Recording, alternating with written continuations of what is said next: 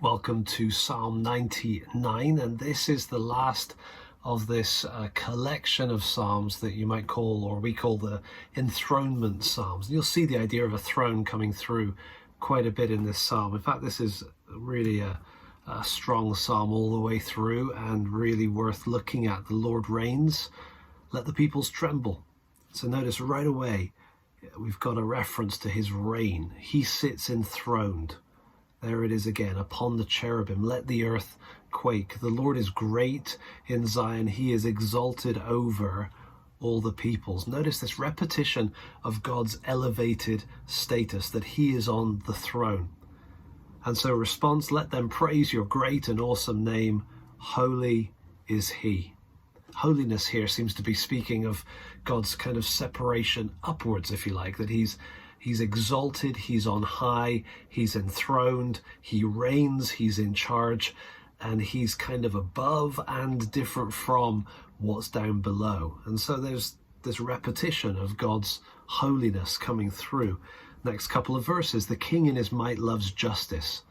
You have established equity, you have executed justice and righteousness in Jacob. Exalt the Lord our God, worship at his footstool. Again, throne language, and repeated, holy is he. If your eyes scan down to the end of the psalm, you'll see verse 9, exalt the Lord our God and worship at his holy mountain. Again, the same kind of concepts coming through, for the Lord our God is holy. Just like we've had in verse 3 and verse 5 and again at verse 5. Verse 9, God's holiness is emphasized. Now, what comes between verses 5 and 9? Because really, if the psalm was just what we've seen so far, it would be pointing us up to God's reign, God's righteousness, God's justice, God's holiness, and our eyes would be fixed on him, which is great.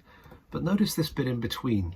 He pulls out some examples, some people, Moses, Aaron, and Samuel, and focuses specifically on the priestly role of these characters. Moses and Aaron were among his priests. Samuel also was among those who called upon his name. They called to the Lord, and he answered them. In the pillar of cloud he spoke to them.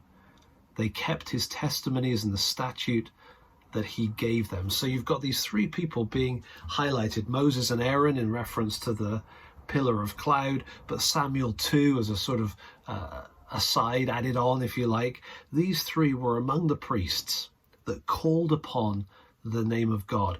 When we think about God high and exalted on his throne, holy and above all that's going on down here, how do we relate to that? Well, we relate to that as priests, right? We come to a holy God on behalf of an unholy world. O Lord our God, you answered them. There's real hope in that, isn't there? That we come to a holy God, but we come with confidence because he's a God who answers. He is a God who is a forgiving God to them, but an avenger of their wrongdoings. God's forgiveness never undoes the seriousness with which God views sin.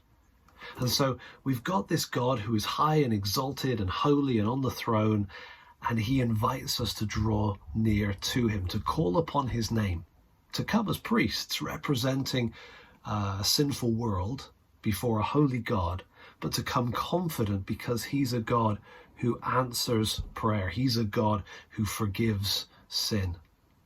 And so take a look at Psalm 99. It's a really sobering psalm, but it's also an encouraging psalm to recognize that this is the one who's on the throne, and we can come to him with confidence.